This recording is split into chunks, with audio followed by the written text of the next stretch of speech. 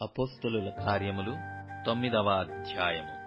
సౌలు ఇంకను ప్రభు యొక్క శిష్యులను బెదిరించుటయును హత్య చేయుటయును తనకు ప్రాణాధారమైనట్టు ప్రధాన యాజకుని యొద్దకు వెళ్లి, ఈ మార్గముందున్న పురుషులనైనను స్త్రీలనైనను కనుగొనిన ఎడల వారిని బంధించి యెరూషలేమునకు తీసుకుని వచ్చుటకు దమస్కులోని సమాజముల వారికి పత్రిక లిమ్మని అడిగెను. అతడు ప్రయాణము చేయుచు దమస్కు దగ్గరకు వచ్చినప్పుడు అకస్మాత్తుగా ఆకాశము నుండి ఒక వెలుగు అతని చుట్టూ ప్రకాశించెను. అప్పుడతడు నేల మీద పడి, సౌలా సౌలా, నీవేళ నన్ను హింసించుచున్నావని తనతో ఒక స్వరము పలుకుట వినెను. ప్రభువా, నీవెవడవని అతడడుగగా ఆయన, నేను నీవు హింసించుచున్న యేసును. లేచి పట్టణములోనికి వెళ్ళుము, అక్కడ నీవు ఏమి చేయవలెనో అది నీకు తెలుపబడునని చెప్పెను. అతనితో ప్రయాణము చేసిన మనుష్యులు ఆ స్వరము వినిరి గాని ఎవనిని చూడక మౌనులై నిలువబడిరి. సౌలు నేల మీద నుండి లేచి కన్నులు తెరిచినను ఏమీ చూడలేకపోయెను గనుక వారతని చేయి పట్టుకొని దమస్కులోనికి నడిపించిరి. అతడు 3 దినములు చూపులేక అన్నపానములేమీ పుచ్చుకొనకుండెను. దమస్కులో అననీయ అను ఒక మనుష్యుడుండెను. ప్రభువు దర్శనమందు అననీయ అని అతనిని పిలువగా అతడు, ప్రభువా, ఇదిగో నేనున్నాననెను. అందుకు ప్రభువు, నీవు లేచి తిన్నని దనబడిన వీధికి వెళ్లి యూదా అనువాని ఇంట తార్సువాడైన సౌలు అనువాని కొరకు విచారించుము. ఇదిగో అతడు ప్రార్థన చేయుచున్నాడు. అతడు అననీయ అను ఒక మనుష్యుడు లోపలికి వచ్చి తాను దృష్టి పొందునట్లు తలమీద చేతులుంచుట చూచి యున్నాడని చెప్పాను. అందుకు అననీయ, ప్రభువా, ఈ మనుష్యుడు యెరూషలేములో నీ పరిశుద్ధులకు ఎంతో కీడు చేసియున్నాడని అతని గూర్చి అనేకుల వలన వింటిని. ఇక్కడను నీ నామమును బట్టి ప్రార్థన చేయు వారందరినీ బంధించుటకు అతడు ప్రధాన యాజకుని వలన అధికారము పొంది యున్నాడని ఉత్తరమిచ్చెను. అందుకు ప్రభువు, నీవు వెళ్ళుము, అన్యజనుల ఎదుటను రాజుల ఎదుటను ఇశ్రాయేలుల ఎదుటను నా నామము భరించుటకు ఇతడు నేను ఏర్పరచుకొనిన సాధనమయ్యున్నాడు. ఇతడు నా నామము కొరకు ఎన్ని శ్రమలను అనుభవింపవలెనో నేను ఇతనికి చూపుదునని అతనితో చెప్పెను.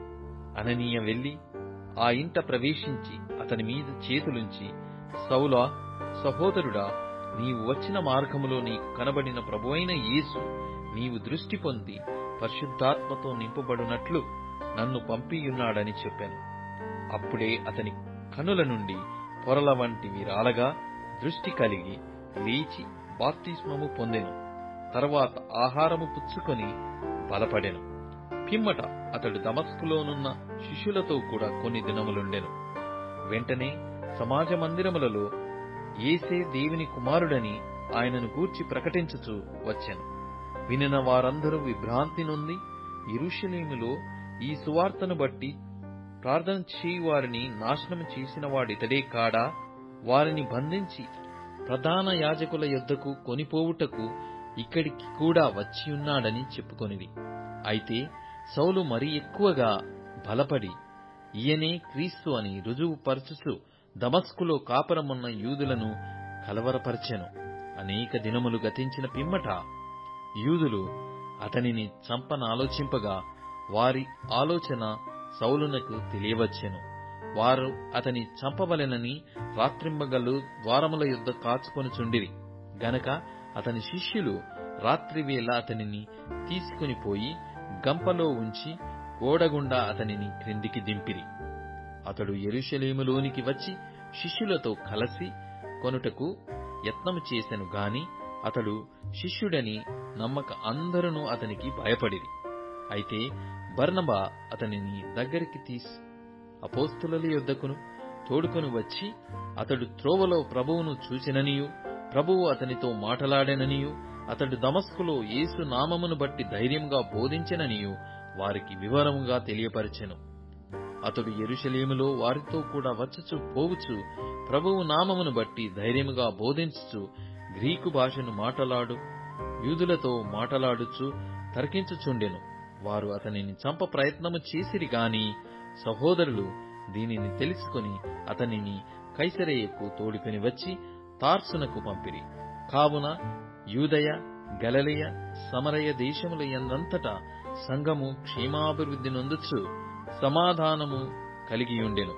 మరియు ప్రభువునందు భయమును పరిశుద్ధాత్మ ఆదరణయు కలిగి నడుచుకొనుచు విస్తరించుచుండెను. ఆ తరువాత పేతురు సకల ప్రదేశములలో సంచారము చేయుచు లుద్దలో కాపురమున్న పరిశుద్ధుల యొద్దకు వచ్చెను. అక్కడ పక్షవాయువు కలిగి 8 ఏండ్ల నుండి మంచము పట్టియుండిన ఐనేయ అను ఒక మనుషుని చూచి, పేతురు, ఐనేయ, యేసుక్రీస్తు నిన్ను స్వస్థపరచుచున్నాడు, నీవు లేచి నీ పరుపు నీవే పరచుకొనుమని అతనితో చెప్పగా, వెంటనే అతడు లేచెను. లుద్దలోను షారోనులోను కాపురమున్న వారందరూ అతని చూచి ప్రభువు తట్టు తిరిగిరి. మరియు యొప్పేలో తబితా అను ఒక శిష్యురాలు ఉండెను. ఆమెకు భాషాంతరమున దోర్కా అని పేరు. ఆమె సత్క్రియలను ధర్మకార్యములను బహుగా చేసి ఉండెను. ఆ దినముల యందామె కాయలాపడి చనిపోగా వారు శవమును కడిగి మేడగదిలో పరుండపెట్టిరి. లుద్ద యొప్పేకు దగ్గరగా ఉండుట చేత పేతురు అక్కడ ఉన్నాడని శిష్యులు విని అతడు తడువు చేయక తమ యొద్దకు రావలెనని వేడుకొనుటకు 2 మనుషులను అతని యొద్దకు పంపిరి. పేతురు లేచి వారితో కూడా వెళ్లి అక్కడ చేరినప్పుడు వారు మేడగదిలోనికి అతనిని తీసుకుని వచ్చిరి. విధవరాండ్రందరూ వచ్చి ఏడ్చుచు దోర్కా తమతో కూడా ఉన్నప్పుడు కుట్టిన అంగీలును వస్త్రములను చూపుచూ అతని ఎదుట నిలిచిరి. పేతురు అందరిని వెలుపలికి పంపి మోకాళ్ళూని ప్రార్థన చేసి శవము వైపు తిరిగి, తబితా, లెమ్మనగా ఆమె కన్నులు తెరిచి పేతురుని చూచి లేచి కూర్చుండెను. అతడామెకు చేయి ఇచ్చి లేవనెత్తి పరిశుద్ధులను విధవరాండ్రను పిలిచి ఆమెను సజీవురాలనుగా వారికి అప్పగించెను. ఇది యొప్పేయందంతటా తెలిసినప్పుడు అనేకులు ప్రభువునందు విశ్వసించిరి. పేతురు యొప్పేలో సీమోనను ఒక చర్మకారుని యొద్ద బహుదినములు నివసించెను.